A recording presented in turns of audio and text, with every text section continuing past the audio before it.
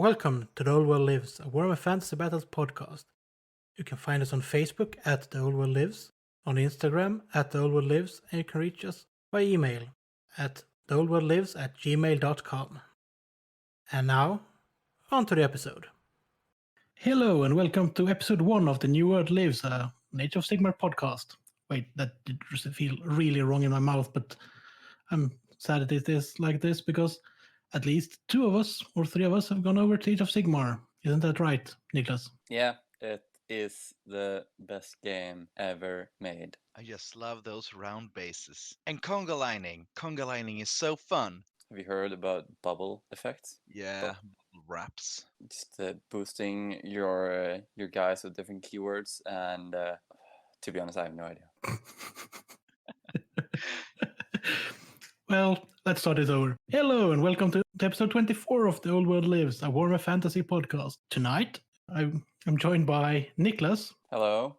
And Jimmy. Hi. And we couldn't really keep that up any longer. We have lost Krell to the Ossiarch Bone Reapers, but that was to be expected, given that no creature of Nagash have a will of their own. Poor Krell. He will be missed. Yeah.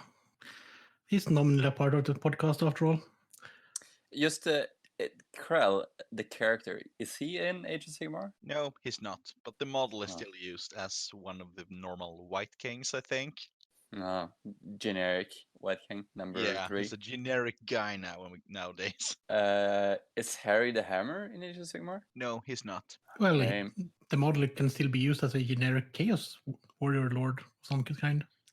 Yeah, maybe he'll get resurrected as like what could be a crazy thing like turtle Chaos Warriors. It's an animal they haven't used yet. No, wait, they have used it for those CELs. Maybe Donkey Ogre Kingdom. Oh wait, I have it.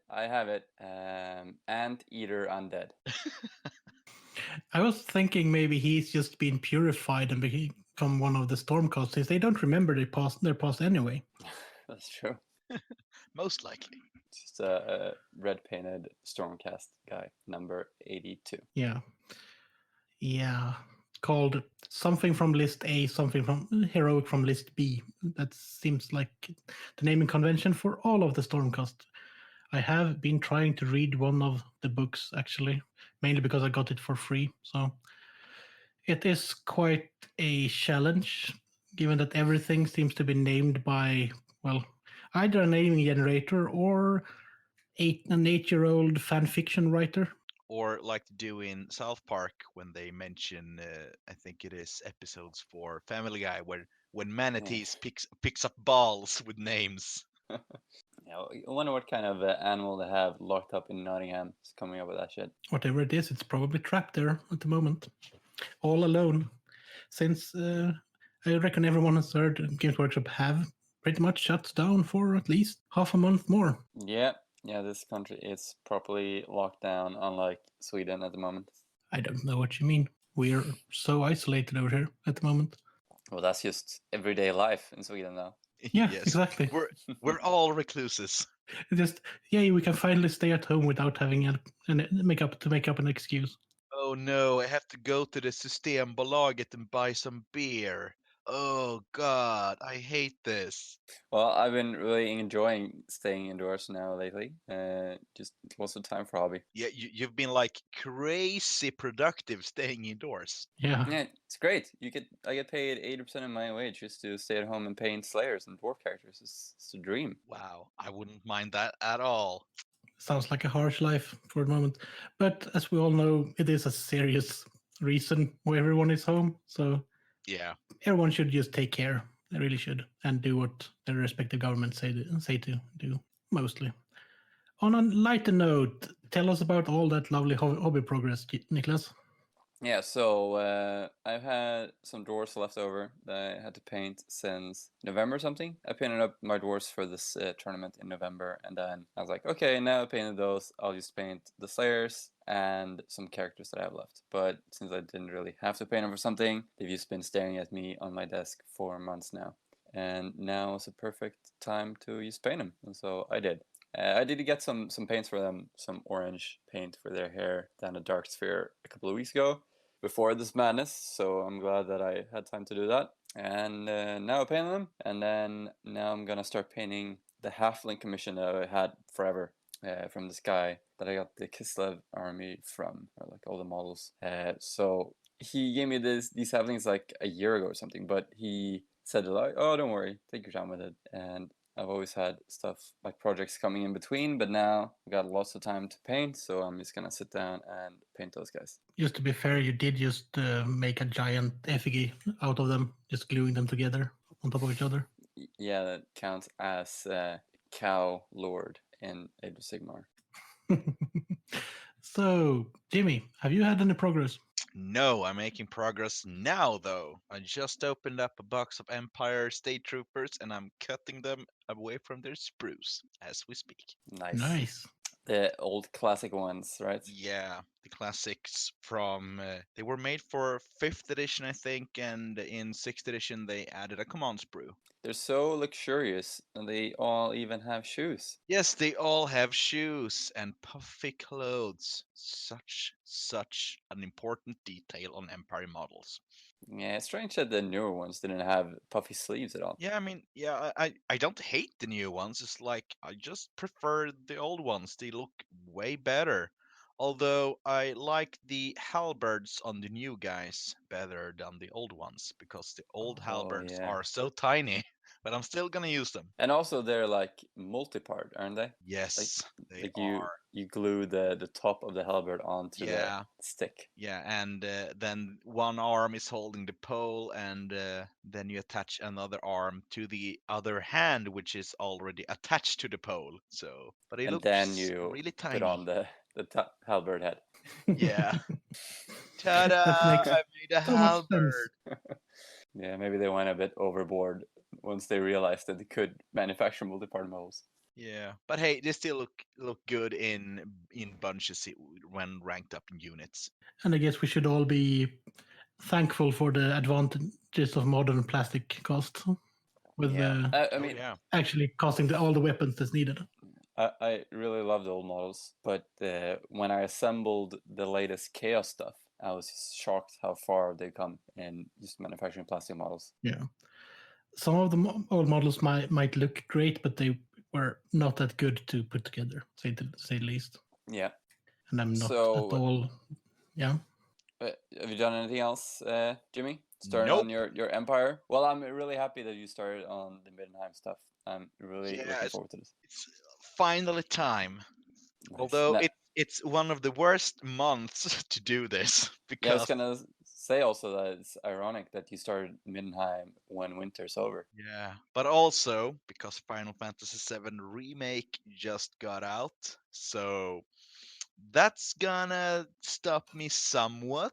But hopefully I'll finish playing the whole game until next weekend, and next weekend is Easter. And I also have 2 days extra off from work, so I'm gonna stay at home for 6 days. 3 of them I'll be home alone, so I'll be able to do all the hobby time I want. Excellent. I know also that when you buckle down, you're at least as efficient as me, not even more. So I'm looking forward to some hobby progress. Oh, you're gonna see some because I pledged to paint 2 units this week. No, this month, not this week. God damn it! Yeah. Had Now it you been said it. goblins, Now you said it. had it been goblins, of course, I would do it in a day. Trust me.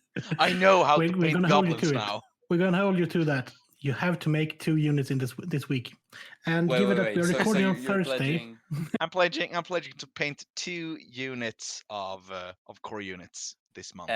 And also 2 units of goblins this week, right? I never said what kind of goblins or the units because goblin units work in strange ways. yeah, you should just paint one of your regular goblin units that you're used to field. I mean, you guys wouldn't even notice if I just use some old goblins.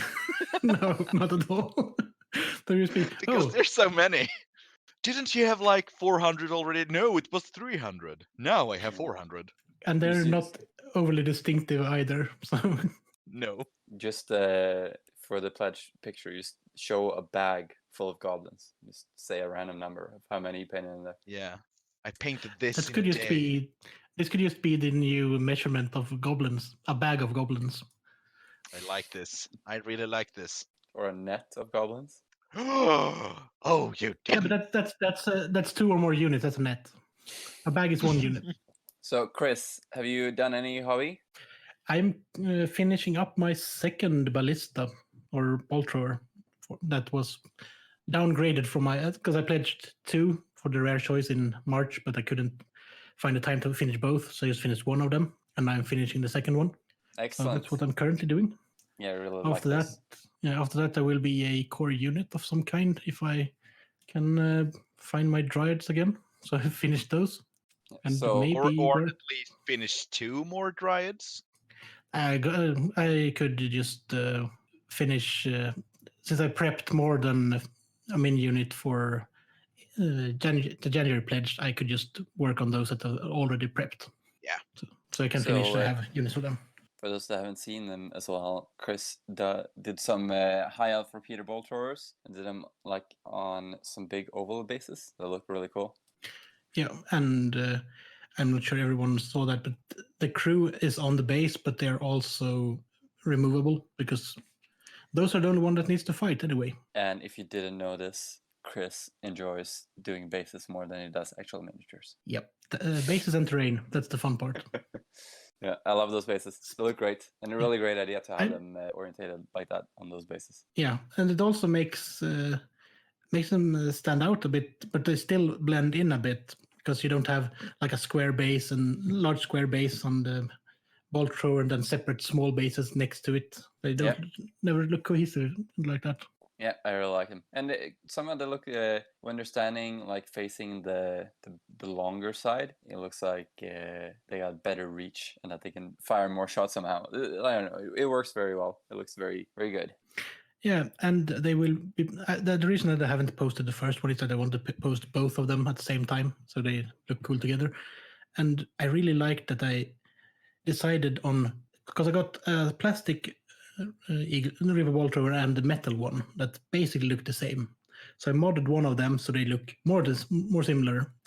And then since I had 2 different generations of crew, I decided on making my own crew out of Shadow Warriors, just to make them look cohesive and match the theme of the army I'm making anyway. Yeah, they look great. So they will post it, and then after when they are actually posted and such, then I will post a pledge for next month, or well, for this month now. But it's better to just finish what I have and then pledge, I think. Great. So that was our little hobby progress, I guess. Krell is doing nothing, and Jens is actually doing orcs. Yeah, he is. Although Krell is looking for a lot of Tomb Kings. So if anyone out there has Tomb Kings to sell, hook us up. As I said. Yeah. We'll strike it's for his Bone Reapers. Yeah. But Jens has been doing some nice trolls and some nice orcs lately. And not sure they've been posted on the Facebook or our Instagram account, but they probably will the following days. Yeah, Jens hasn't been on in a while, but he just keeps updating us with more and more orcs. Now he's got like an entire army. Yeah. Yeah, but he has his excuses like having new kids and stuff. So yeah, that's an excuse. It's a fair one. So on to the news. There was a preview last weekend from Games Workshop that they had to host on Twitch instead of at Adepticon, which was cancelled. And the first thing that came out of that is a nice little war band for Warcry, The Science of the Flame. Jimmy. I like them. There's a lot of potential for Mordheim in those guys. Also, hence why there's the question to you. Also, there's one of those models that I would love to turn into a Chaos hero. The flaming guy with the big flaming sword. I can see him turn into a scenes champion for 6th edition. Painting some blue flame, just adding minor bits and pieces, and you would have an aspiring champion or an exalted champion. I don't think it would fit for a lord, but hey, nothing's impossible.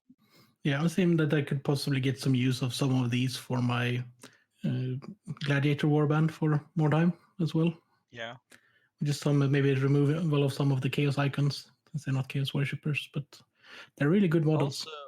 Also the lady witch, I think she's a sorceress or whatever. She could work fine as a Empire mage using Lore of Fire. Yeah, Just same goes there. Remove the chaos icons and voila, give her some twin tail comets or whatever. definitely. So there's some great potential. And it's nice to see that these, since we mentioned this last episode, that the Warcry warbands and what they call the Underworlds warbands, they're great for just like if you want characters or Mordheim or just inspiration. You can probably find something to use. Yeah, for sure. Has any one of you got any of those kits? I have plenty of Warcry warbands for conversions used in Mordheim. My Nice. favorite kit so far is the Unmade, the guys with their skinned faces. I think I got 2 or 3 boxes in total just to loot bits and pieces.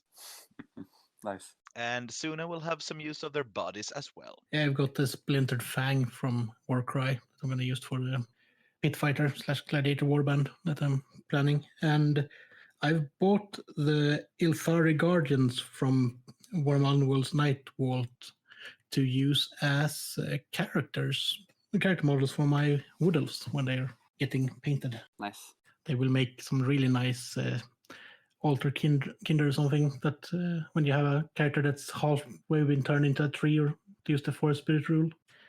So next on the news is that there's a list of the top 20 Primaris lieutenants, and number 1 will amaze you on the Warhammer community website. So I'm starting to think that the one in charge of the Warhammer community website is starting to lose their mind.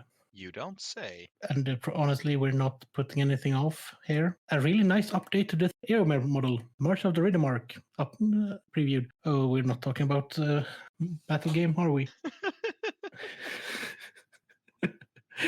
Yeah. Just stall everything so we don't have to talk about the cows.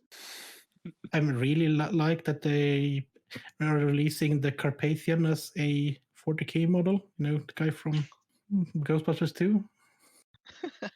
No, but there are some really nice Bits elves coming up. Yeah, Bits elves. The Alarith Stone Guard, which is probably the worst of the kits of the infantry so far, because they're even worse in their base form, even compared to the archers. Worst of the actual elves. Why do they have the massive horns on top of their helmets? Why are their helmets bigger than them? That's some like classic Chaos Dwarf style. On dwarves, it works. Yeah, but these are the new dwarves. We all know that these are the Stone Guard. They're basically magical hammer equipped stone form elves for some reason.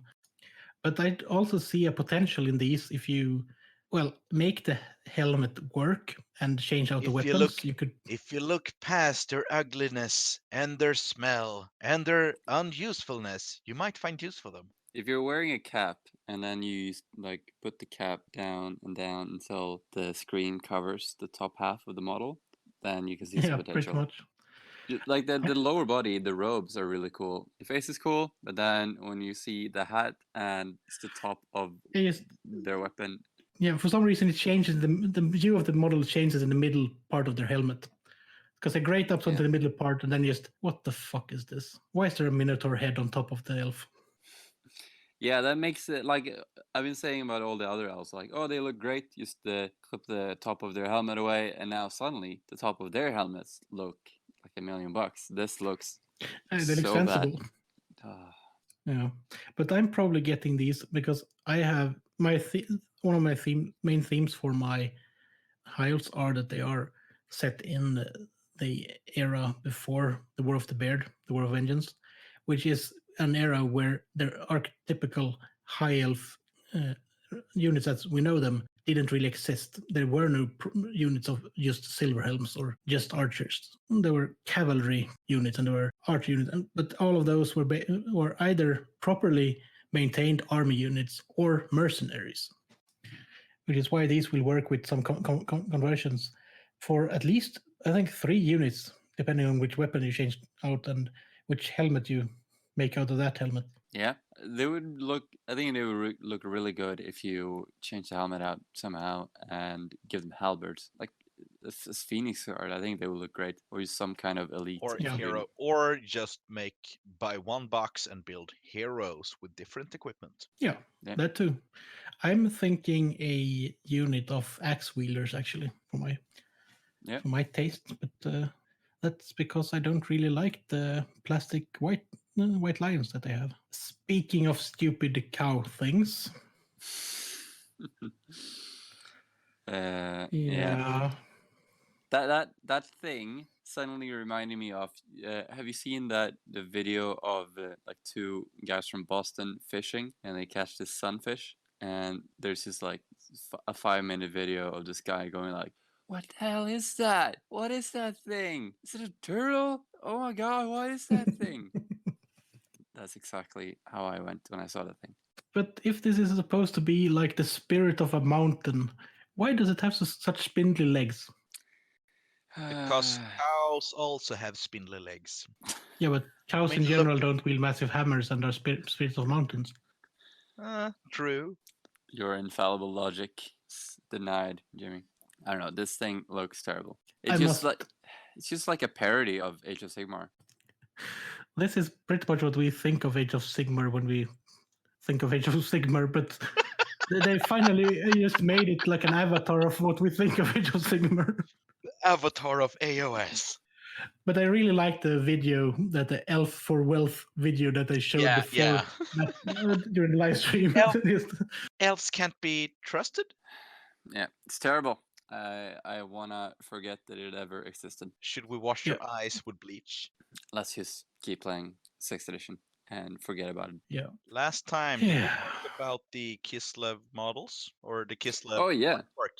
Yeah. we didn't That's mention it. something that we're excited about. Yay, Kislev eye bleach. Yeah, Frost Eye. Yeah, it's awesome. Yeah, we haven't mentioned it so far. It's for the actual Warhammer Fantasy they are going to release, and this is the first preview of a unit, and it's what are they called? The Ice Guard. Yeah, I think so. And yeah, they previewed what they will look like and what kind of weapons they will have. And they are a unit of elite warrior women that are also, I don't know, like if they are witches or if they're just magically attuned, but they have. I think they're witches. Yeah, because there are like ice witches in Kislev that are like they have their own secret society kind of thing. And I'm imagining that these could be like apprentices to this, that they would band up to form a unit to guard the terrain or something. But I know that like the witches themselves act independently and roam around the land. And these are like a bodyguard, as I said. And in the description, they said that they are experts at both melee and ranged with bows, and they use ice magic to make their weapons better, pretty much. And there have been a lot of reactions to this. People have been like, what the hell is this? And some think it's really cool, some think it's a bit too high fantasy. I personally am not a big fan of the bows. I think they look a bit Warcraft-y, but then again, it's just like a concept art picture. There are not like a lot of concept art pictures throughout fantasy in general, and like if you look at some concept art pictures from units way back, even like the concept art never matches exactly what a model would look like. So it's going to be really interesting to see what it will actually look like. It'll be exciting times ahead, if anything. Yeah, and I also want to say that people are like, "What is this unit? It's not been in the fluff before." But first of all, there are basically no units from Kislev in the fluff before. Like in my arm list, I have 5 units in total. So Yeah. Also, I never heard this kind of complaint from people who play 8th edition, because I have never ever heard about this flying throne for necromancers ever. Or the chicken knights. Yeah, or the Empire. Knights for the Empire. I've never heard about them. You mean like basically everything, every large kit for every army that just appeared in 8th edition? Yeah, exactly. Or some of them sneaked into 7th edition, like the Helpit Abomination. Although I like the concept, but I don't like the model. Yeah, things have been changing from every edition. Like you look back through editions and you'll see that everything changes all the time. There's always change. I mean, like people who enjoy 3rd edition thinks everything afterwards is just crap. Those things didn't exist. Okay, nice. You play your edition. people who like this, they can play this, and I accept people who like 8th edition and who like to play with their horde armies, min-maxed magic casters. So yeah, go ahead. Yeah, and Play your when game. I was researching Kislev as well, just looking back through the editions, like the lore changed so much. As I said this before, like the Norse were supposed to be like the ruling class of Kislev, and the Gospodars were like the lowest class, and now it's the other way around. So you can't really say that things have been the same at all times. And also, I think it's very plausible that they would have like people wielding magic, like ice magic, to fight in battles, Yeah. because like their entire kingdom was founded by an ice witch, and like it's the same bloodline that ruled this country, and they have ice witches, and they never banned magic or anything like the Empire did, because the Empire has had like mages for the last 200 years, and this kingdom was founded by mages like 1,000 years ago. It's just that no one has ever written about them really, and then you have like maybe 5 different authors that wrote books about them, and they all have their own idea of how it should be. So I think Kislev is the perfect faction to expand upon with new units. It might also mean that there will be some kind of focus of maybe the Great War Against Chaos in this one. We don't know. It's quite a far way out. And I think to summarize what Niklas just said, to those that have been complaining, is that they should just let it go. God damn it. You really had to. I've been trying to get that in for like minutes now. Nailed it. Yeah, but that was all the news, right? Because we're recording before the next preview on the 4th of April. Yeah, I would say so. So then we should just move on to our first segment, which is the recap of the month of March for the monthly challenge. Artillerymen believe the world consists of 2 types of people, other artillerymen and targets. Unknown. And welcome to the mighty recap of the March painting challenge, which was rare units. And we have quite a lot of people that actually finished this one compared to the other 2 that we run. And that might be that people have more time at home, which is not a bad thing to spend your time on, just painting all those old nice models that you have. And we had so many finishing people that's been painting Warp Lightning Cannons, Doom Divers, War Hydras, Bone Giants, Trolls, a lovely black coach with the proper old style horses. They're converted from something. I just checked it up. Yeah, it's a really nice one, isn't it? Oh yeah. And that's from Tankol's Lair on Instagram. Then we got a Death Chicken of Chaos. Not only we who call it that, apparently. A lovely repeater ball thrower and some Countess Kislev's horse archers, which are technically not a rare unit for that army, but he used the rule of cool caveat because he had nothing else to paint, or that he wanted to paint. There's a giant, Rhinox riders, duelists, a snuttling pump wagon, and when that guy just had finished his pump wagon too early, he just painted some bonus trolls.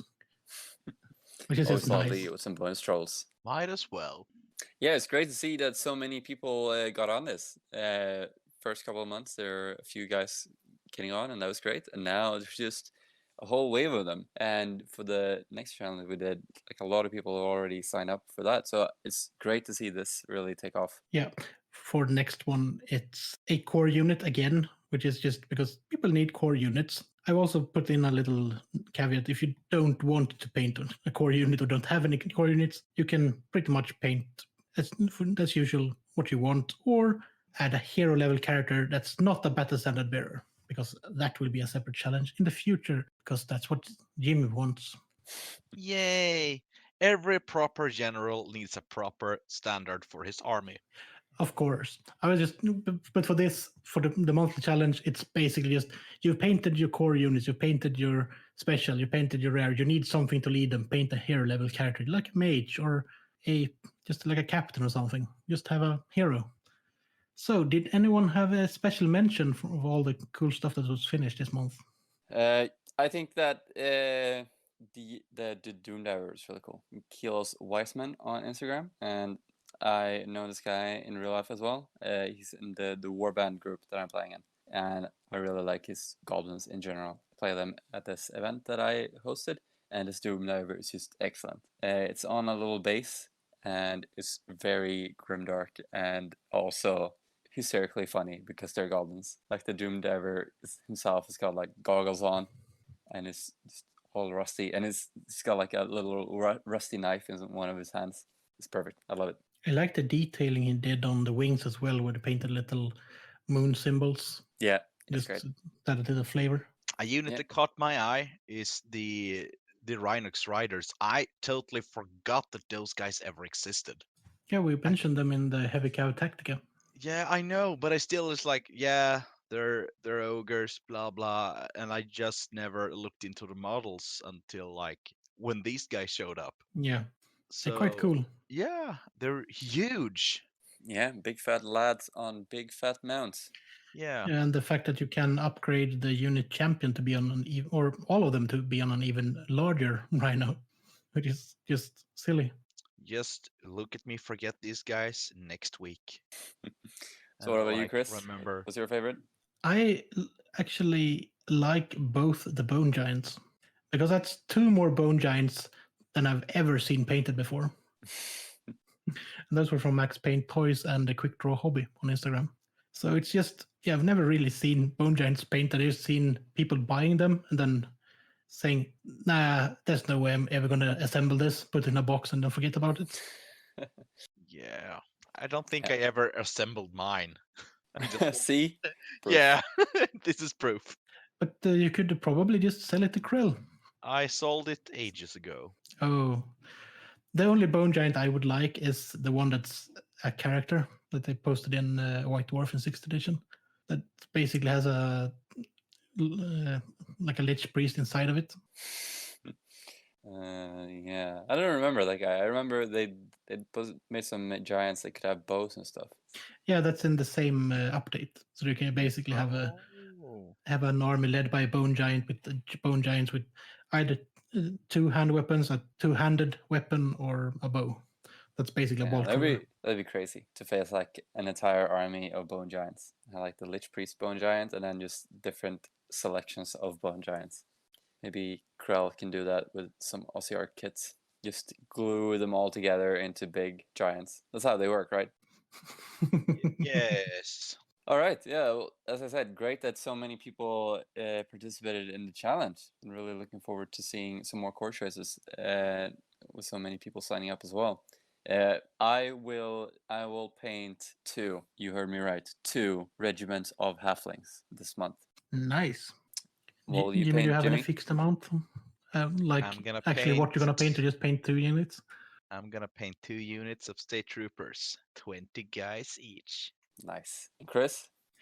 Well, as I said, I'm gonna first of all finish off that bolt thrower, and then we'll see. That might actually be just a more time warband to start off with, or just start converting to more time warband while I paint dryads, because the dryads are already primed and built. So might also be I think it's a 172 scale Stormovic Nice. that I got lying around. It's a great plane. Yeah.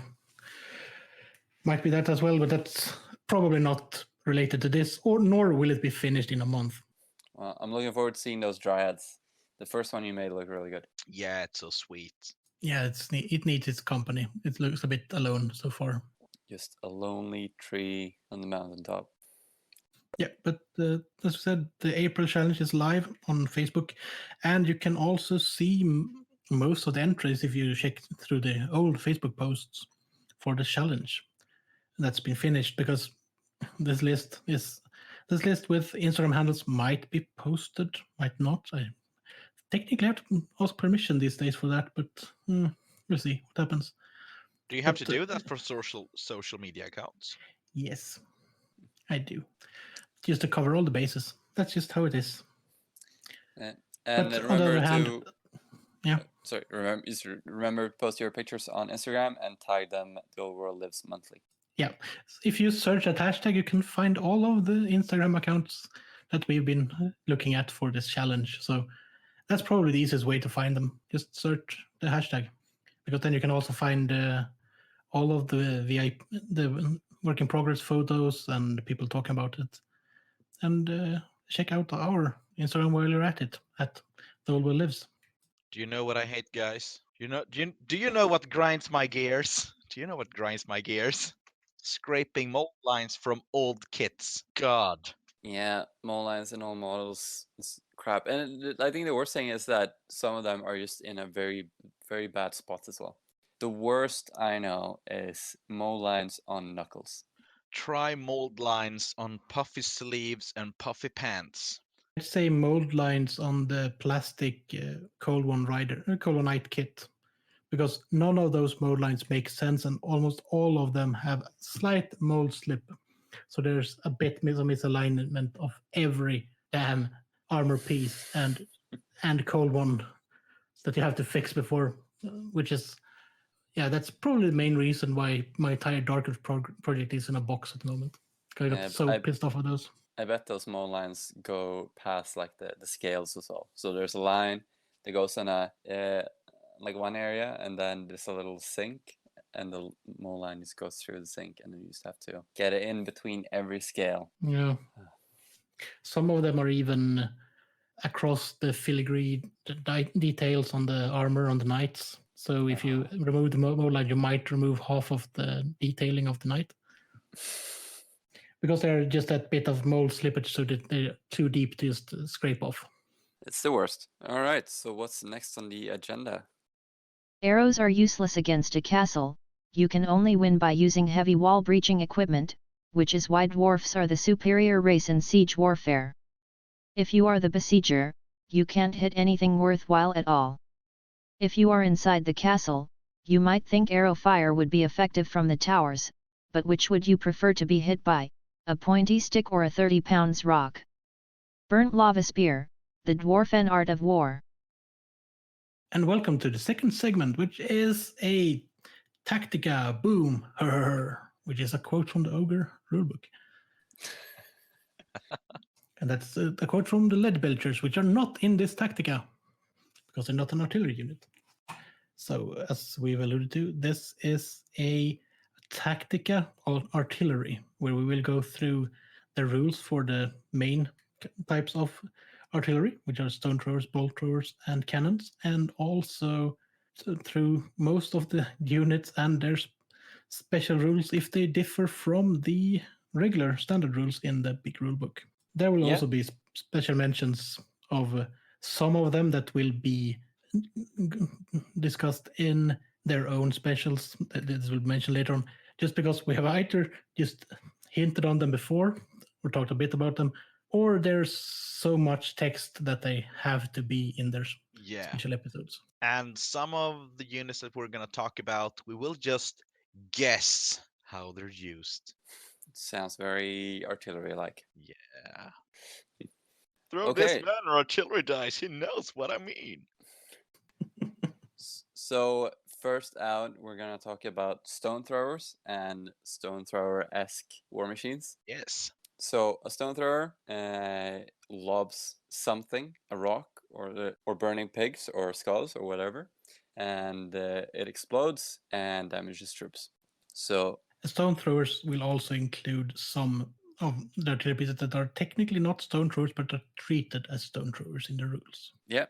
So a stone thrower, you pivot your war machine towards the target where they want to fire, and you guess how far away the target is, and then you measure out what you guessed, and you roll a scatter die and an artillery die, and if you roll a hit, you hit, and you place a small blast template there. And if you scatter, it deviates as much as you roll on the artillery dice in that direction. If you roll a misfire, you roll on the stone thrower misfire chart, which weirdly is more deadly than the cannon misfire chart. And if you hit the target, you roll damage. So if you hit anything under the small hole in the blast, that model takes a strength 8 hit, and everyone else takes a strength 4 hit. And if you're partially hit by the template, you are hit on a 4+, and anyone fully under the template is hit.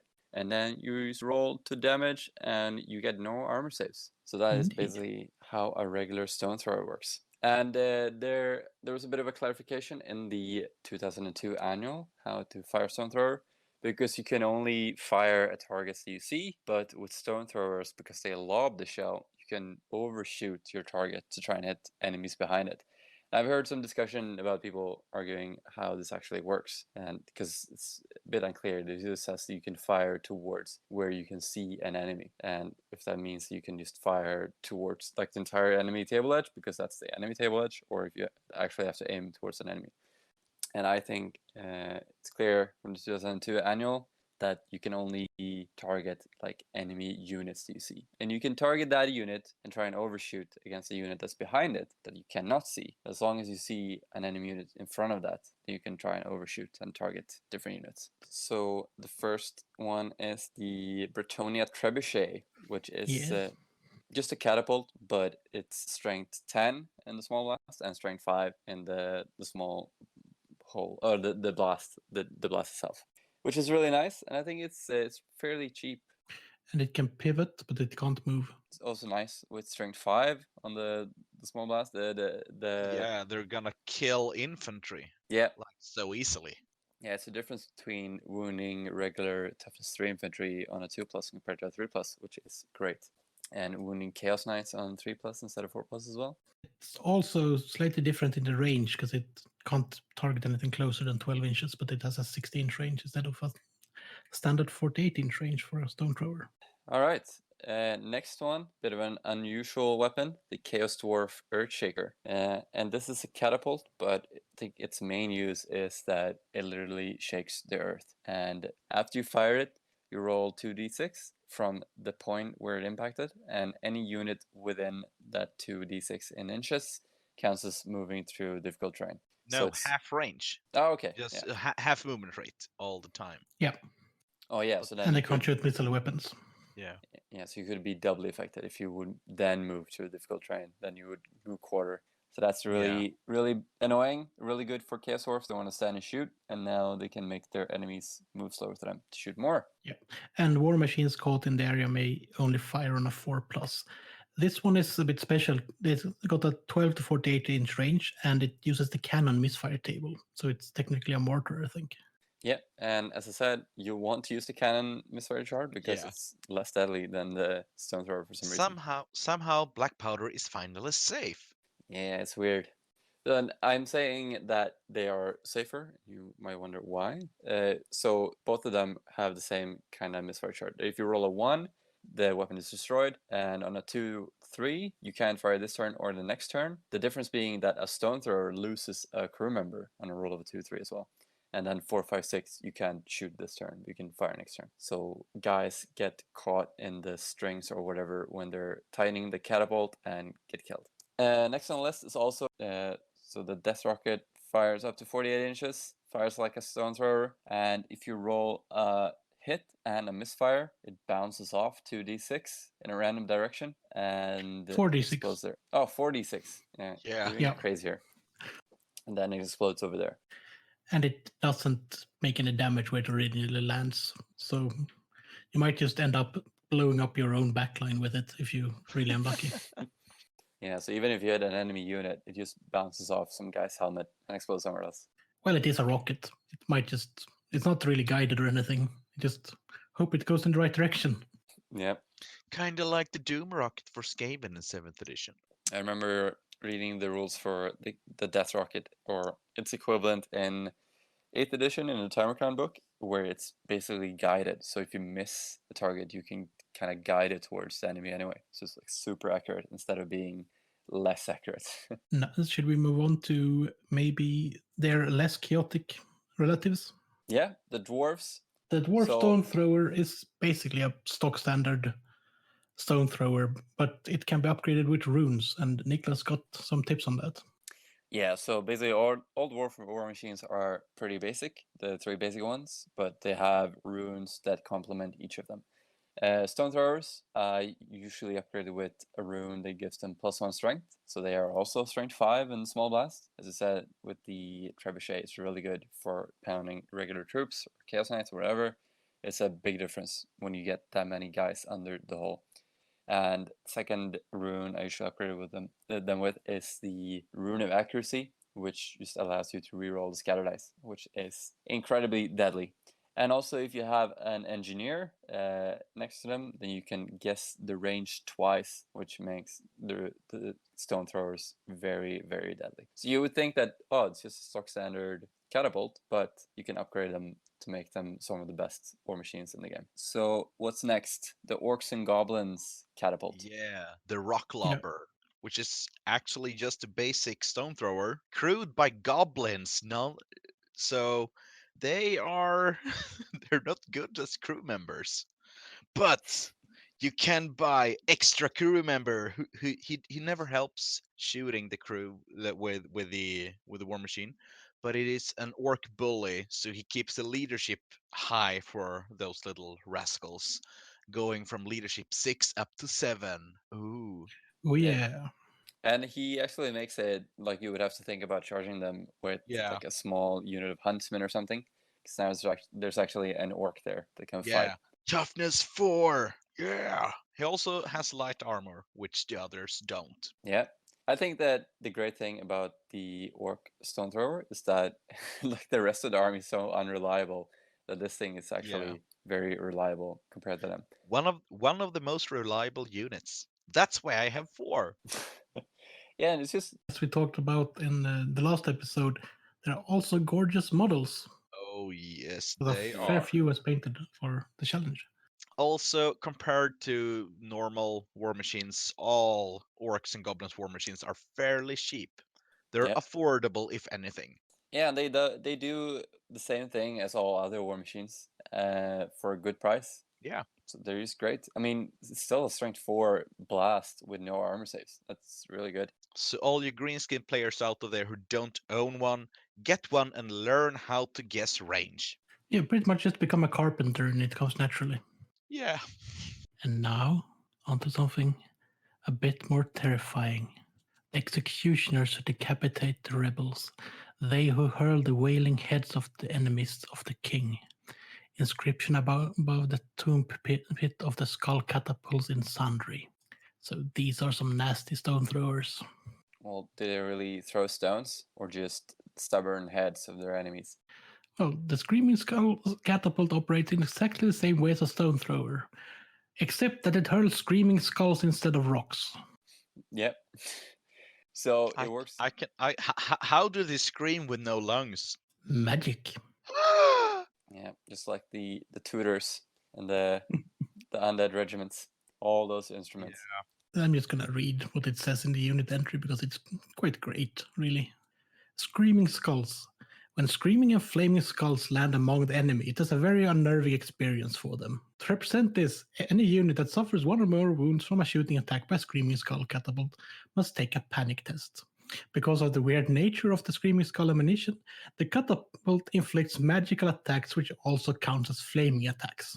So I love that just, we haven't used these rules lately, we're just going to put every rule on this one.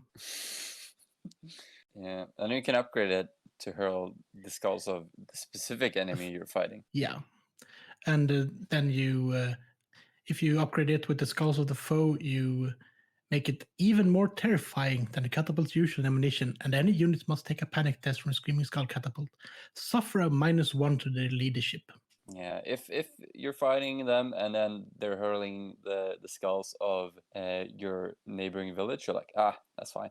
But then you see, oh my god, is that Oleg's head? Shit. Man, it must suck playing vampire counts against them when they have to fire flaming skulls. And then you just see your skulls and attach them to and then all of a sudden the attack it would work against ghouls if anything, but but you just throw the burning magical skulls at the spirit's host, and the spirit hosts catch fire and die, and get scared. Boo! But then they just remember, oh wait, I'm a ghost. I don't really care about scary stuff. Yeah, but they're great. The models look quite great as well. The Yeah. Pretty much the 6th edition ones. The ones before that, when it was the generic skeleton catapults, they're quite all right, but they're not the best models. Those teeny tiny skull catapults. Yeah. Yeah. And at least the 6th ed ones are looked apart, because the newer ones that Krell likes have, for some reason, like 800 legs. Gene Stealer legs. Well, you got to be able to walk with it. How do you get it to the battlefield? Can you just walk there by itself? Well, Heinrich Kemmler did use bone catapults against a castle in a Gottric book, and he also made siege towers out of flayed beastman skin. So he was pretty much the first Osiarch Bone Reaper, and yet he's not part of the faction. Can't they just at least be consistent in stupidity? Nah. Fair enough. All right. So is that all the catapults? Pretty much. There are special ones, but that are even more special than these, and those are going to be mentioned in a separate segment, part of the segment. The mortar works like a catapult, if anything. Yeah, that's true. Yeah. We can. Should we just mention it here? Yeah, why not? Yeah. It is like a catapult, but it shoots a We should large mention blast. that it does technically not count as a stone thrower that all of these do. That's the difference. That's why it wasn't on the first iteration of the list. But as you said, it should be mentioned here. So it fires like a stone thrower, but it fires a large blast, strength 3, I believe. Yeah, strength 3 and strength 6 in the middle. Yeah, and you do get an armor save. You get a minus to your armor you save. do. Yeah. But also with the mortar in the 2002 annual, when it says how to fire stone thrower, you can fire over units. It says specifically that you cannot do this with a mortar and a cannon. So I don't know. It fires like a catapult, but it does not fire like a catapult. It's a bit strange. Yeah. But the principle is the same. You guess how far away it should explode, and then you scatter from that point, and then it explodes. All right. Should we move on to cannons? Yes. Yeah. So there are 2 cannons in the big book, the small cannon and the big cannon. They're both strength 10. The small one is range 48, I think, and the big one is range 60. Yep. And the small one does D3 wounds, and the big one does D6 wounds, and they both ignore armor saves. Mm-hmm. So when you fire a cannon, unlike a mortar, you don't just guess where it should land. You guess a point and roll an artillery die and add that.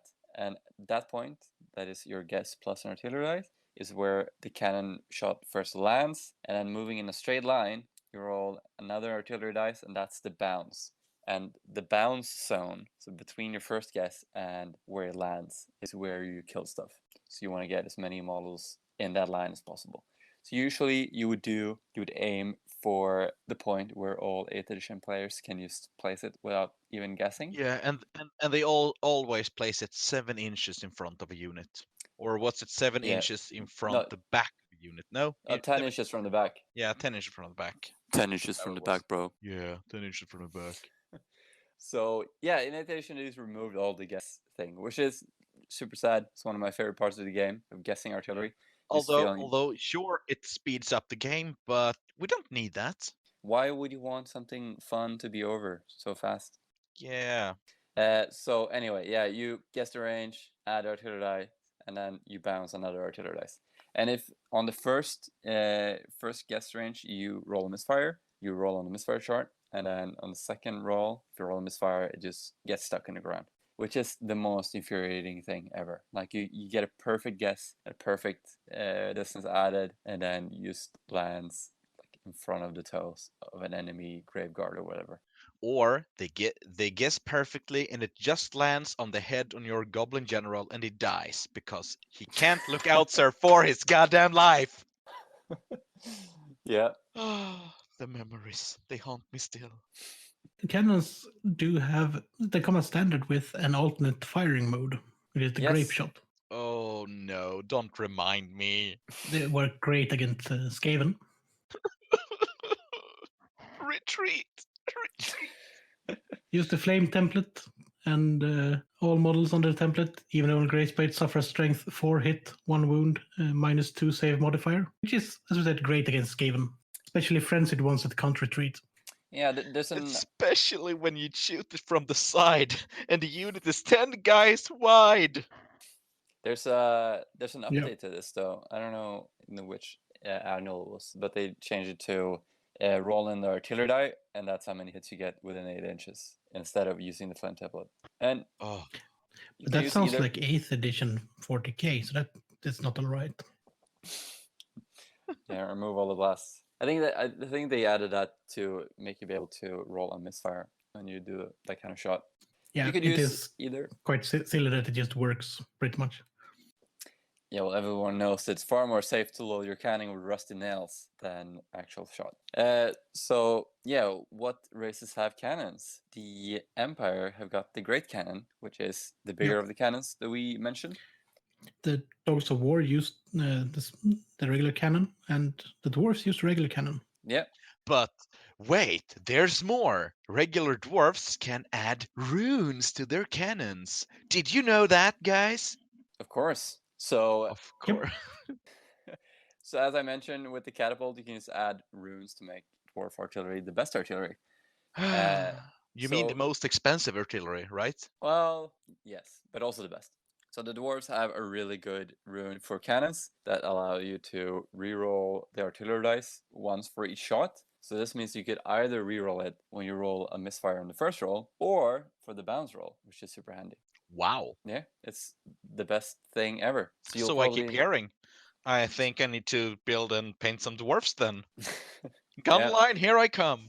Another thing, I don't know if this is very usual in 6th edition, that you would put a rune of flaming just to make the cannon shots flaming attacks for shooting ethereal stuff and shooting big tree men. It's And, a good all of the rune for 5 mummies. points. Yeah, all the mummies. I don't know, like, they only have one wound, or I don't know. There are no mummies, are there? Yeah, In Ravening Hordes. and the Lich King, some of their units are flammable because they're embalmed. Oh, all right. Pretty much Yeah. only the characters, I think. Yeah, so that's a It's you- situational, but it can be good. yeah. You It's- can stick that on it's any war machine as well. Great against treemen and dryads. The most useful thing for it though, I have it on one of my catapults, is because of the rule of 3 for dwarf runes that you can't have, or all the rules, the rule of jealousy. I think this might be that you can't have the same combination of runes on several things. So if you stick this 5-point rune of flame on another combination that you already have, you're all good. And just a special mention to Bronzino's Galloper gun that I use quite a lot. It is an even smaller cannon. It's only strength 6, does D3 wounds. Strength 7, Oh yes, strength 7. Sorry, strength 7. and you get a 24-inch range and D3 wounds. Yeah. So range 24 sounds really short, but you still get all the bonus dice roll. And I have guessed like maximum range 24 a lot of times and just barely hit the enemy models. So it seems to be enough. Yeah, and there's also another important- unit. Oh, you go first. Yeah, I was going to say there's also another important rule with the Galloper gun is that it's got the rapid movement rule. Yep. Which means that they can move may march, can hold, or flee as charge reaction. And if they flee, they just pick up the gun and run away and don't lose it until they're caught. Yeah, it's great. I marched these guys up the board last game I played in the breakthrough mission and just scored a bunch of points for being in the enemy deployment zone. Because at the end of the game, no one really cares about cannons galloping across the battlefield. Although you forgot about the best cannon in the game, the Carronade from the Vampire Coast Army list. Oh, right. That was probably the only book I didn't check for this when I wrote up the list.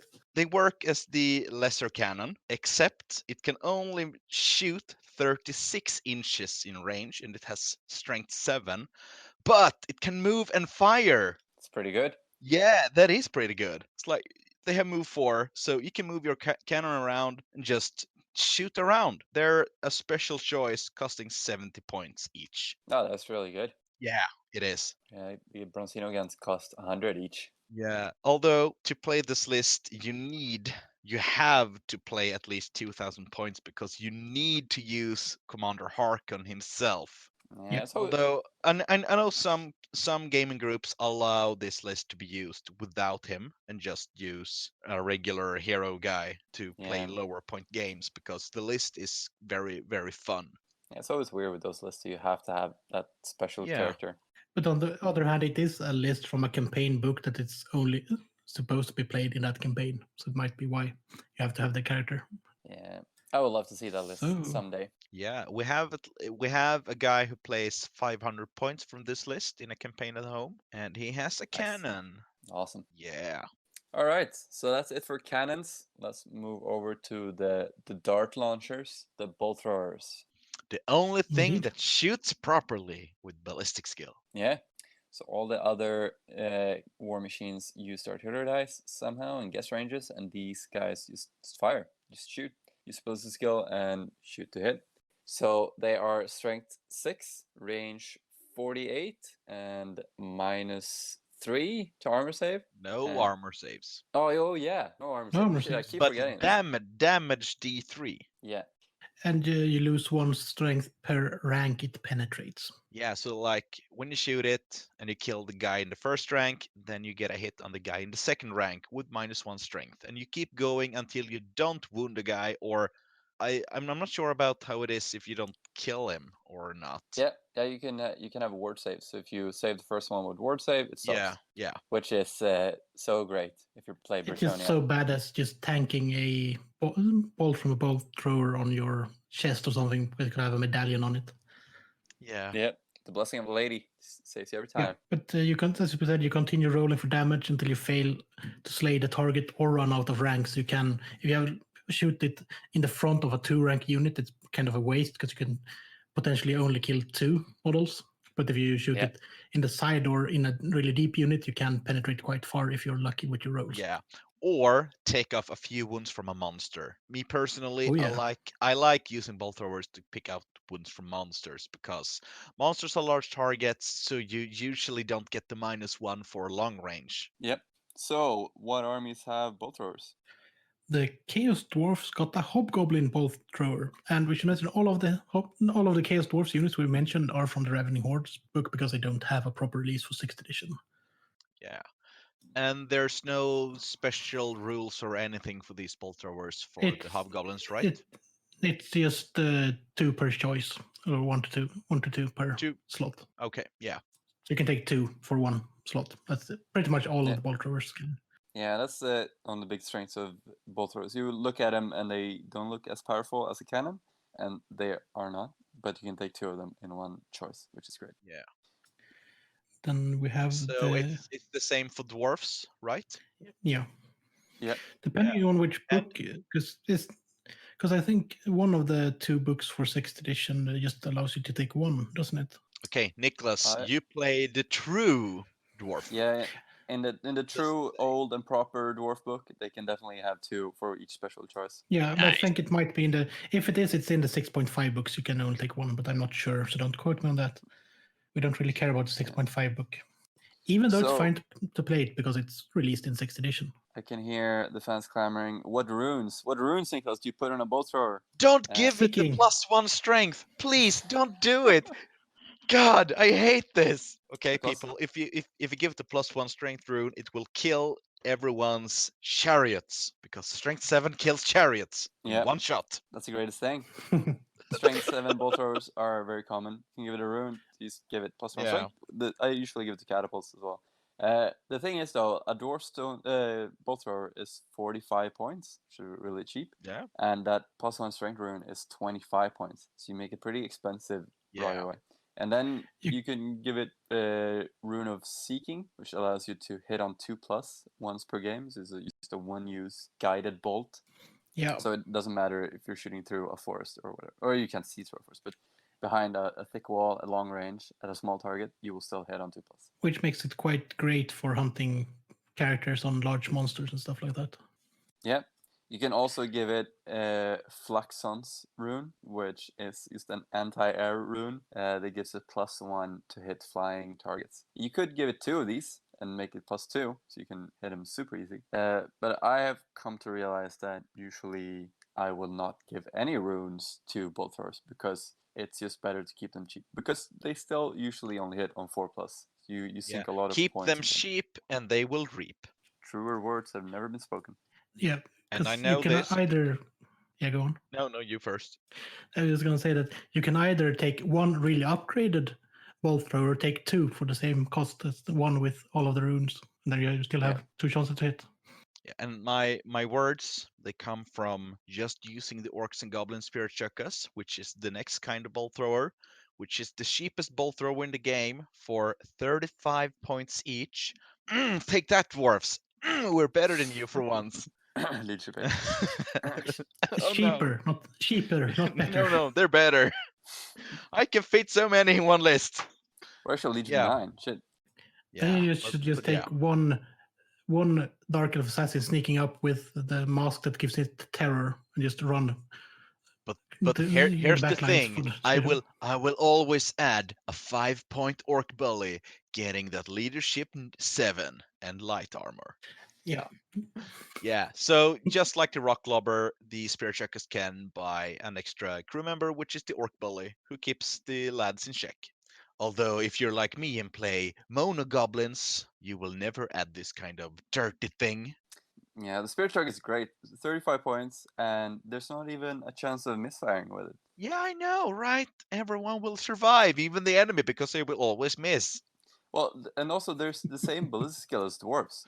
It's skill Yeah. 3, so it's great. Yep. I rate it. And also 2-for-1 special choice. Yeah. And now we get into the special bolt throwers, the ones that got some additional rules. And that Yeah, is the ones that actually work. Yeah, that's the Dark Elves Reaper Bolt Thrower and a slightly different but pretty much the same High Elves Repeater Bolt Thrower. Because in this edition they had basically the same names. And they got they can fire as normal, or they have an alternate firing mode, which is they may fire multiple shots. And these shots are worked out the same way as crossbow shots, using the ballistic skill of the crew to determine hits. The bolt thrower shoots 6 bolts in each shooting phase. Multiple shots have a range of 48, strength 4, armor saves suffer a -2 penalty. So, and I guess there's no suffering in ballistic skill roll to hit for using multiple shots, right? They just roll not to hit normally. according to the rules. Oh, that's not in the rules blurb, so. So they just roll to hit like normally. So if it's in short range, you will hit on 3+, and if it's long range, 4+. Yeah, and it's always nice to just rain bolts on enemies. Luckily, they're rare choices, right? Yeah. Yeah, In the both standard have list, they're zero. rare choices. Yeah. In both standard lists, yeah. In the city guard list, they're a special choice. I forgot And about in I think they are Is in it the 2 Sea for Guard 1? list as well. Yeah, they're all 2 for 1. Oh my god! So yeah. in a remember city guard list, you can take at least 4. Yeah. But anyone who takes 4 just because they can is someone you probably want to poke in the eye with a pen. So don't take that as a defense. Don't take that as a defense that I said that you could, but you probably should. But it's up to you, your own conscience here. Yeah, these things are great. It's good that they're rare, because then people will have to pick between these and Great Eagles and High Elves, but they are a great unit. Yeah, but if you play the Sea Guard list, I think they're special, which is nice, because in the Sea Guard list, you get the pre-game bombardment of everything that's got a bow, basically, or a bolt thrower. Yeah, so you can like shoot at other war machines or wandering Everything. wizards. Yeah. You can pretty much almost target a character in a unit with it. Yeah, if you want to. or you can target Skaven weapon teams. Yeah. Well, speaking of this, some of the Skaven weapon teams that are technically a kind of war machine, they will be mentioned soon, but that's a special mention. Just as a teaser for the next 10 minutes what or we're whatever. going to talk about right now. Yeah, exactly. But first of all, in the specialist is the Halfling Hotpot from the Dogs of War list. Yes. Yeah. It was also part of the Empire list in the Ravening Hordes book. True. Yeah. And wasn't there a Mootland list for 6th edition in one of the White Dwarfs? Or is that for another edition? I think it's from another. I'm not sure. I have some memory. If a listener hears this and wants to send in which edition had a Mootland list and a White Dwarf, please do, because we would love to know. But it's treated as a stone thrower, and with the following changes, it's a max range of 36 inches. Hits are solid strength 3, With no armor save, the model under the whole of the template suffers a strength 6 hit, no armor save, D3 wounds. Which is quite nice for just lobbing soup at someone. Home delivery. Yeah. It's what we all should do now. Just firing boiling, steamy mess at the enemy and just melting them away. It's just so hilarious. Yeah. You know, I think the soup just tastes bad and everyone goes home. It's just surströmming in a pot. Yeah. It's just boiling surströmming, so it smells even worse because it's hot. It's the Empire soldiers missing shoes. Ah! And surströmming. And surströmming. Yeah, that would be. Yeah, that's probably what country haven't we mentioned lately? That's probably. Is that Australian cuisine? No. So move on. We got the dwarf flame cannon because that's. Yeah.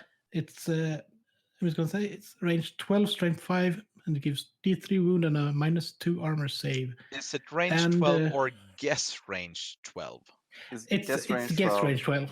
It's guess range 12, and then you have to place the template stuff. Yeah, you add the artillery dice as well, and then you place the flame template at that point, and so it's like 12 plus up to 10 plus 8 for the template. So it sounds like it's really short, but it is quite far anyway. And I faced one last year in Poland, and they're bloody dangerous. Oh yeah, especially against greenskins. You have to take a panic test if you take casualty. How fun do you think it is playing with only night goblins? Leadership 5! That's exactly what they're made for, if that gives you any comfort. So basically you roll artillery dice and add a score to see where the flame lands from after you've guessed, and then artillery dice. And then, but the misfires are on a 1 to 2 it's destroyed, and 3 to 4 it can't shoot this on next turn. And it's dangerous. On a 5 6 it's may not fire this turn, so it's 1 to 2 it just poof and it's gone. Great models though, really great models. Yeah, Niklas, I have one at your place, right? Yes, I bought it in Sweden. Brought it back to England, and then I need to get back to Sweden too. Yeah, you also or hopefully if I get to you this summer, depending on how this Corona crisis turns out. Yeah, if the plague monks if they're done with their great plan by then. Yeah. You also got the newer model from me when we traded. Yeah. I think. Yeah. And I still have I'm gonna have one part from it. I have one part, just to know. And cannons. Yeah, I like both of them. The older one is really charming, and the newer one looks really brutal. So the older one is like a huge barrel. Yeah. with a funnel. Yeah. It's a funnel in front. And the new one is like, that's a mechanical genius type of thing. There's like pipes everywhere, levers. It looks great. Yeah. It's got pressure gauges. It's got a dragon, the carved cannon. It's just great. Yeah, one thing I like the most with the old one is the crew. The crew is amazing. Yeah, the guy with the beard and the barrel is my favorite. Yeah. That way, also that we should mention the crew for basically all of the war machines in the game are pretty great. Yeah, one of the best things about war machines is that it just looks like a diorama.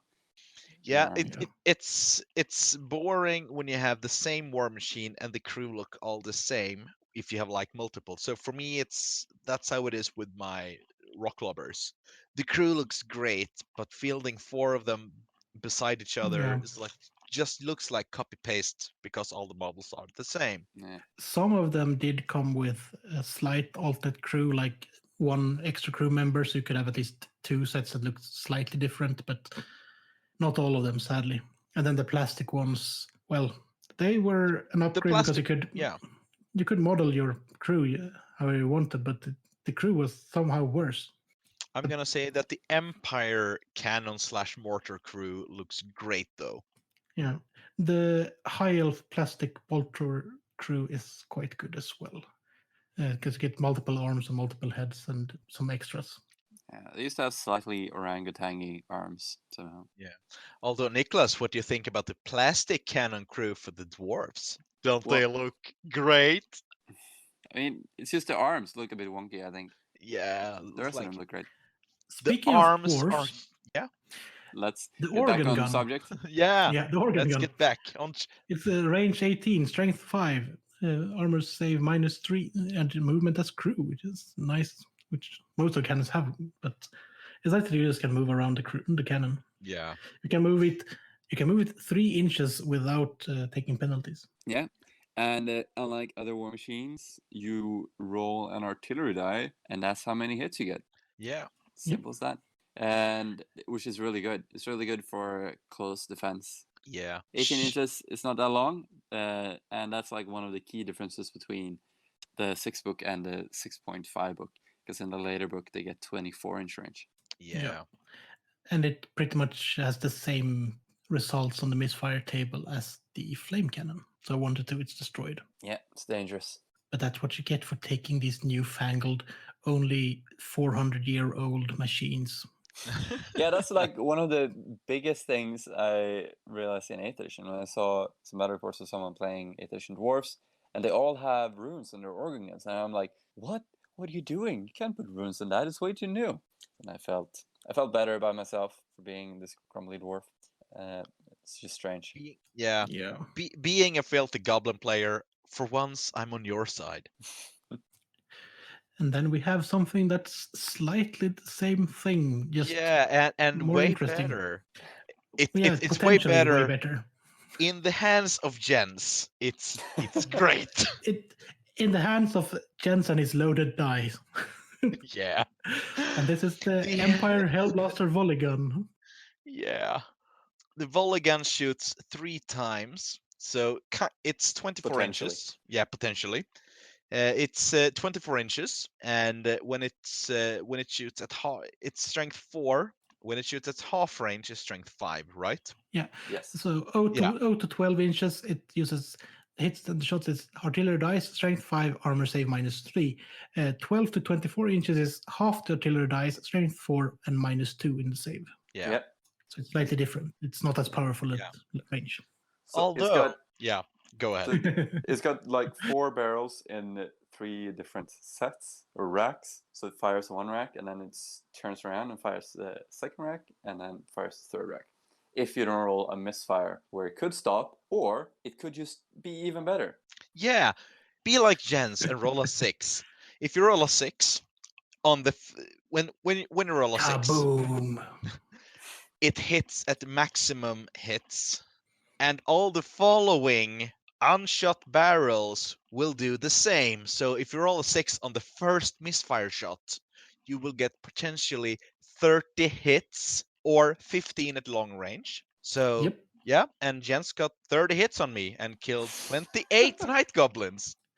Isn't that fun? Isn't that fun? As I said, you just got 1 to 2, it's destroyed. 3, it malfunctions, so you can't fire this on next turn. 4, jammed, so you can't fire this. Dud, so you just have to continue and fire the next rank of barrels. And kaboom! That's Jimmy just explained. It's something spectacularly devastating has happened. The barrel you were rolling for and any remaining barrels in this deck all score 10 hits, 5 at long range. You can fire normally in the next shooting phase. Yeah. Whenever you talk with Empire players about this as well, they're like, "Oh yeah, it's not that dangerous. It misfires a lot." And you're like, "No, it doesn't." And when it does, it just kills everything. Yeah, I know. And it's always when you roll a misfire on the first one, it's always followed by a 6. That's 100% of me facing one of these. Yeah, facts. That might just be Jens using loaded dice against you. No, it was also when I played against Martin Komet back home when he borrowed an Empire army. Still loaded dice? Yeah, still loaded dice, and the same happened. It also happened when I used the same army list doing an introduction game versus a friend of mine who tried out my Skaven. It's like, it always happens when you misfire on the first barrels. Every single time. That's more fun then. Yeah. So, on to the Doom Diver. Jimmy, take it away. Yes. The Doom Diver fires exactly like a stone thrower, but the thing is, it's way fun when the projectile lands. A Doom Diver is like a huge sling which shoots winged goblins. And goblins, they line up to be shot out from this sling because it's always fun to look down on your orc brethren or your other git friends. Yeah. So when the Doom Diver hits, when firing a Doom Diver catapult, treat it exactly as you would a rock lobber. Point the catapult at a suitable target, nominate distance, roll the driller die and scatter die, and determine where the goblin lands as for a rock lobber. If the goblin lands on top of an enemy unit, he automatically causes D6 strength 5 hits with no armor saves. Wow. No templates are used for the Doom Diver. Deployment in Goblin either hits units or misses altogether. As Doom Divers are able to direct themselves onto the targets to some extent, the player is allowed to re-roll the scatter die. If he does so, then the re-roll will either hit or send the goblin off in another direction as shown by the arrow on the re-roll die. So they're very hit or miss. They're very funny to use because they're just the fact that you're shooting yeah, a goblin with yeah, just paper wings is just amazing. yeah. And so, like I said, it's D6 hits, so they're perfect to use on heavy cavalry, Chaos Knights, anything. Small units, like normally cavalry units are 5 to 10 guys, and this Doom Diver is probably gonna kill 3 or 4 of them. Yeah, But the Empire Knights fun, are yeah, prime target. yeah. If a Doom Diver launch should misfire, roll a d6 on a 1. It hurls itself vertically up in the air and comes down in a single mighty crash, destroying itself and slaying its Doom Diver and his crew. On a 2, each number of a d6 have a different event on this table. Yeah, So on a but 2, none of them fires 30 barrels, 30 nope. shots. On a 2, the catapult spins crazily on the spot whilst the Doom Diver runs for cover. The Doom Divers are all too dizzy and exhausted to launch this turn and the next. On a 3, the catapult launches forward, tips over and launches the goblin face first into the ground, killing him instantly. It takes the rest of the turn and all the next for the goblins to set the machine right again and launch again. On a 4, the Doom Diver shoots straight high into the air and eventually vanishes from sight. He is never seen again. The shot has no effect. The other crew gaze in their awe. It's like Team Rocket. Yeah. Oh, he flew high. On a 5, the Doom Diver starts to squabble over who's to go and who is next. The resulting punch-up takes a turn to sort itself out. No Doom Diver is fired this turn. Or a 6. The Doom Diver is launched in the right direction. Yay! But instead of flying high into the air, he is fired straight along the ground, plowing a furrow 3d6 across the table in a straight line. If it hits a unit from either side, result the damage is normal. The Doom Diver may pass through one or more units, but if it hits any terrain features, it is immediately destroyed. So Just Doom imagine- Divers are great. Just imagine like the orc. This is the orc, but just imagine like the orc in the trailer for Warhammer Online when it's launched right into the castle wall. That's pretty much it. Yeah. Also, like all the previous orcs and goblins war machines, you can buy an orc bully. So Yay. yeah, leadership 7. Yeah, I know. And it's a rare choice. It's a great model. Yeah, it's a great model. It's also a rare choice, and it's very common to see this war machine in orcs and goblins armors because it's so good to use against, like I mentioned, cavalry. Everything that's really heavily armored and hard to kill. Yeah, it's also good against monsters if you manage to hit one, but it excels at cavalry. In later editions, I think you can move the Doom Diver like D3 inches or whatever, but this re-rolling on the scatter die is way more fun. It's a very iconic unit as well. Yeah, I love it. the old one is very small. It's like a small slingshot on wheels. I don't know how it stands still.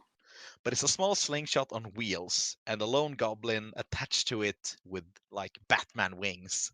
But yeah, it's fun to use a Doom Diver. Me myself, I use the Goblobber. No, it's not the Goblobber. It's the Squiglobba from Forge World as my Doom Diver. Yeah, very cool. This big squig spitting out. Spitting. Is he Smaller spitting other squigs. squigs? Yeah. Yeah, he's spitting out the squigs. The goblins use this kind of oil which they paint onto the smaller squigs, so they taste bad. So the big squig won't swallow them, and they just keep feeding it squigs until it's about to burst and it spits them all out. So it's basically like a herb you add if you want someone to throw up. Yeah. Nice. So let's move on to the Skaven. Yes, the warp The lightning warp cannon. lightning cannon. Unlike other war machines, the warp lightning cannon sees through other terrain and models, unless it's hills or like stone features, and that only kind of includes rock formations and castle walls. Yeah. So if the house is made out of stone, you can see through it. Yeah, it's got warp stone powered X-ray vision. Yeah. It's got very picky warp stone powers that just picks and chooses what it can see through. It's got an 8d6 inches range. 86 inches range. So Strength, I artillery usually dice, roll- damage d6, Yeah. save normal. Yeah. So. Yeah. This war machine can also march, which is really great because it has move 5. So if you don't shoot on the first turn, it's very common to see these machines go on either flank. The flank which don't have fast cavalry on it, most obviously. And they march up on turn 1, and on turn 2 and onwards, they just fire at the enemy from the flanks so they can hit more models. Yeah. And they're nasty. Stupid lance weapons. They are. They have very, very funny misfire charts because it's Skaven. Everything has a misfire chart. So if you roll a misfire, you roll a d6 like normally. On a 1, the machine and his crew disappear in a green fireball. Remove them. On a 3 and 4, place a large template over the warpstone chunk inside the cannon. All the models under the template, including the cannon, suffer a hit at strength d6. Then there's the fun one, which always happens to me. 5 or 6. The gun overloads with energy and starts spinning wildly under the effects of the mysterious forces. It finally stops, firing an unbelievably powerful burst. Pivot the gun on the spot so that it faces the direction indicated by scattered eye, and result the shot as maximum range and maximum strength. So 48 inches and strength 10, firing flat. The thing is with this cannon, like we mentioned before, it's range 8d6. The thing is, compared to other cannons, it's all models beneath this 8d6 line are hit, friend and foe. So it's very common to shoot through your own units, especially slaves. I've done it before and I will do it again. Sue me. Isn't that just the standard Skaven way? It is. Every time I face this thing, I think mostly against you, Jimmy, it's never really done any damage to me, and then it did a lot of damage to you, and then it exploded. That's true, but that's because of the Eshin agents. They always sabotage. Always! It's like when Empire players say, like, oh, don't worry, it's just going to blow itself up. But then Skaven players go like, oh, the warp lightning cannon, it's the best thing ever. It's going to annihilate your enemy. It's going to make it run away, and then it just explodes. And that's not Yeah. I just gotta mention how bad luck I have with these things. Last 2 years ago, when how many times have you been sabotaged? Yeah, and how many times just fucking suck at rolling my Tuvun dice, because after me and Kalle went to visit you like 2 years ago, we played a game, Skaven versus Skaven. He played his Clanskari list, I played my warlord list. I had my cannon, and he fielded the what's the threadmill thing called, the doom wheel. He faced his doom wheel against my cannon, and I was like, I kept shooting at I kept shooting at this doom wheel. I always rolled like strength 8 and 10, but the thing is, I always rolled a 1 every time, and every time after I hit his doom wheel, he kept rolling so high on his movements. It's like I kept shooting him with electricity, and his machine just powered up and got faster, coming closer all the time. Eventually, he killed me. The other fun thing about the warp lightning cannon is, as a charge reaction, it can only flee. There's been a bit of there's been a bit of discussion regarding this because some players say, "Oh, I'm gonna charge you from the other side of the table," and rule is written, it's completely legal. And then you have to flee. And Yeah, you then I can have just to run off flee. the board. So, Yeah, but that's just plainly stupid. In the FAQ, they just mention if you think you can actually do the charge. yeah, if you think you are within range to charge, Yeah, then you can charge. yeah, But I mean, yeah. there's no. That's fast very rule. subjective. Yeah. So most people in the community have agreed on if you can charge it, you just flee. But Yeah. if yeah, So you declare the charge, and then yeah, you after that you check if you're then in you range, measure. and if you Yeah, are in and range, then yeah, the rule will flee. just flee. Yeah. Just a question about the World Lightning Cannon. It is a chariot, right? So you can destroy it with strength 7. I'm gonna check this up. I don't think it's a chariot. Okay. Hmm. No, It but only it says the warp lightning cannon has a single stat line like a chariot. yeah, Any non-side Just a wound caused by a strength 7 hit or greater destroys the cannon automatically. okay. Then it's pretty there we like go. a chariot. But Yep. So, the warp stone remember confers thing a is- 4+. Very important too. Normally war machines have toughness 7. This one has toughness 6, which is because this Skaven Screaming Bell can hurt all models with toughness 7 or more on the battlefield. So Yep. because of this, the warp lightning cannon is safe. Should also mention that the warp stone inside the warp lightning cannon confers a Yeah. 4+ ward save to the warp lightning cannon. Yes. But it does not protect it from effects of the misfire shard. So that Yeah. helps it with being slightly lower toughness, but it still has a ward save instead. So remember the rune of penetrating all dwarf players out there, and train it on the warp lightning cannon.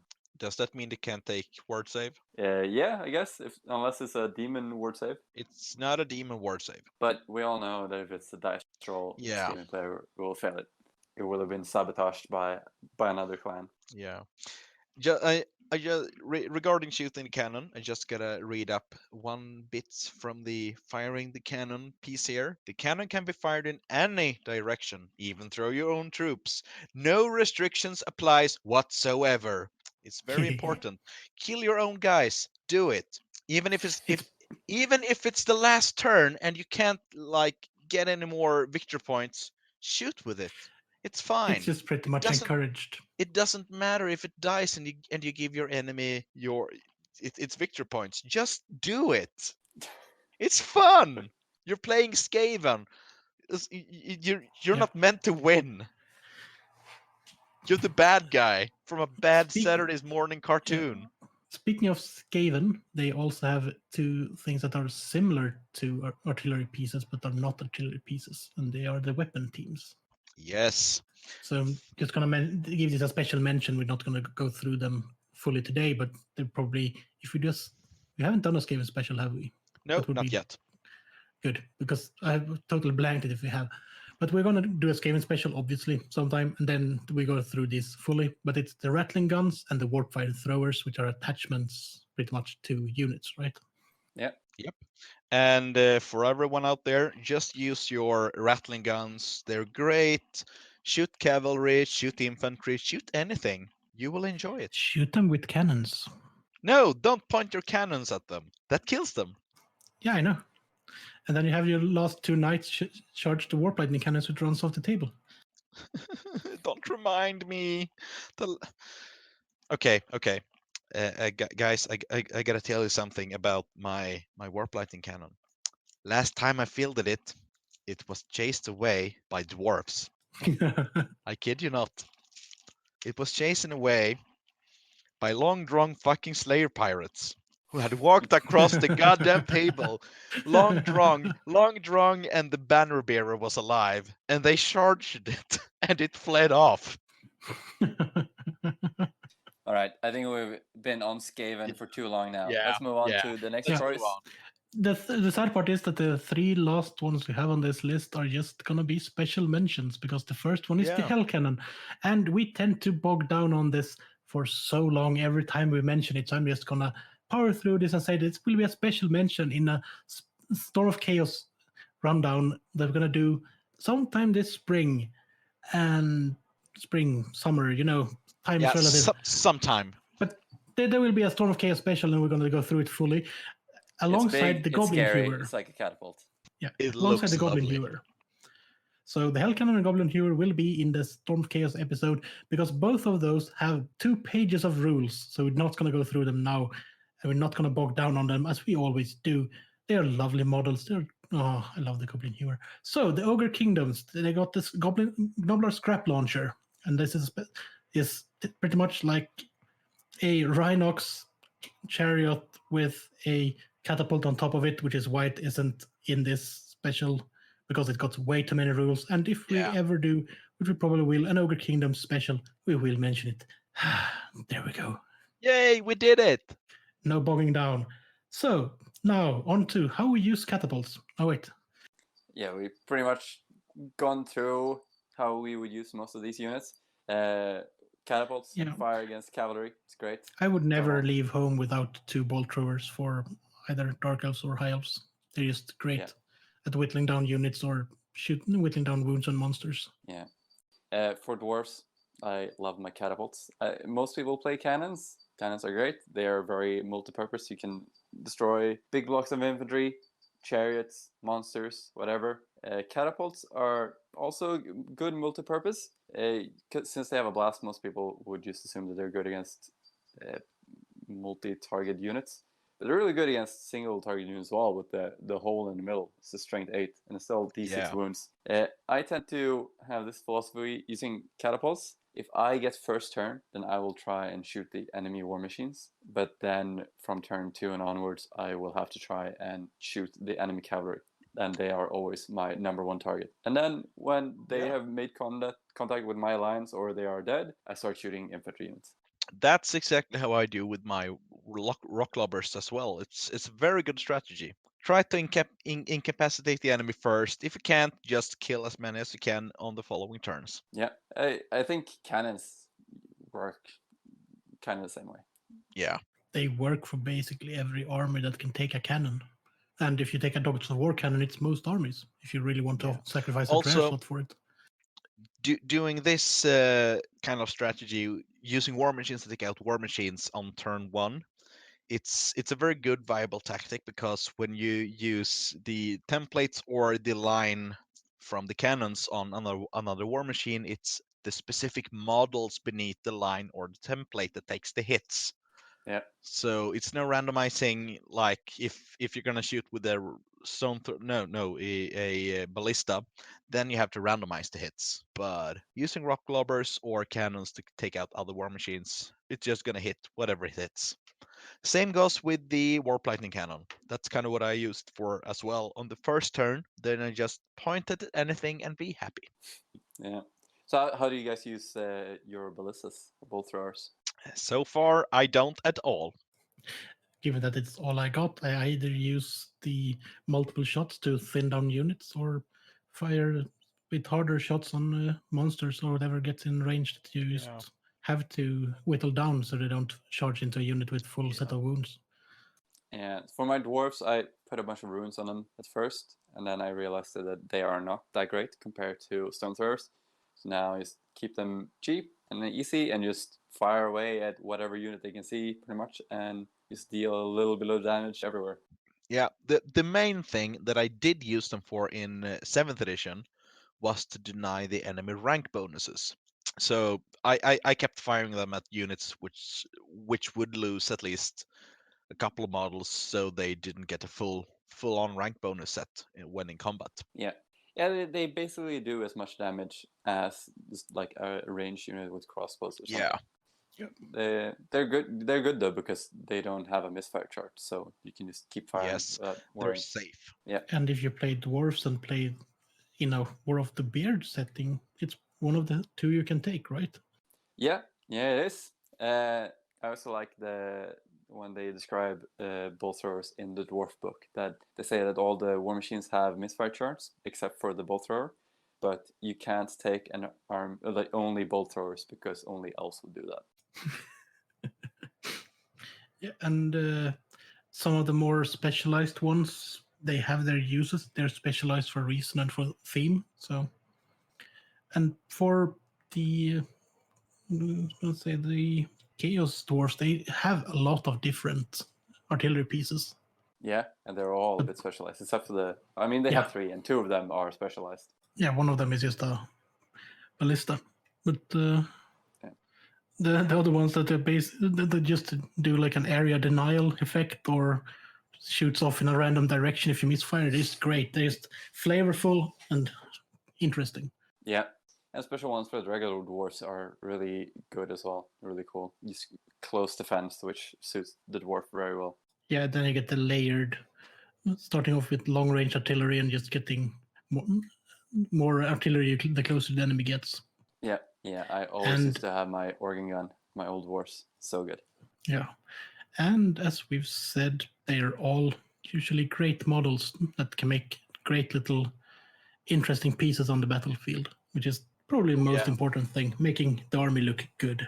Yeah, I'm gonna do an honorable mention on War Machines here because Middenheimer on Instagram, all his War Machines are pretty much small dioramas. One of them even has a small table with maps and everything, and little teacups on the table. It's a lot of life in Yeah. his War Machines. So if you got Instagram, check him up. If you don't have Instagram, get one and check his stuff, or just check on images on Instagram anyways. Yeah. Just looking at his account would be a reason good enough to get an Instagram account. It's great. Yeah. I keep looking at his stuff and wishing I could do as good Middenheimers as he does. I don't think I'm gonna convert my things as much as he does. That's what you say now. And then you just get bored one evening and convert all of them. Yeah, I hope so. You know you want to. And with that, do we have anything else to mention other than get cool artillery pieces and make them look great on the table? Yeah, get cool core traces and paint them up for this month's painting challenge. Yeah, get True. some. Oh, and at the end here, we're going to have a bit of a spoiler because some of the people might have to prepare for this one. There will be a different kind of thing in the May challenge. So get prepared for... I'm not going to make a pun. I was about to do it, but it wouldn't be good. It will be terrain in May. Awesome. Nice. So just make a bit of a change and just to give you that little extra time to prepare, given the times, how they are. There will be terrain in May. Make something cool, make something big, make something small, make more than one. Everyone will love it. But for April, do a core unit. And maybe a hero if you want to. So, what do you say? Should we call this the episode? Sounds good to me. Yeah. Great. And If anything, it didn't end with a bang.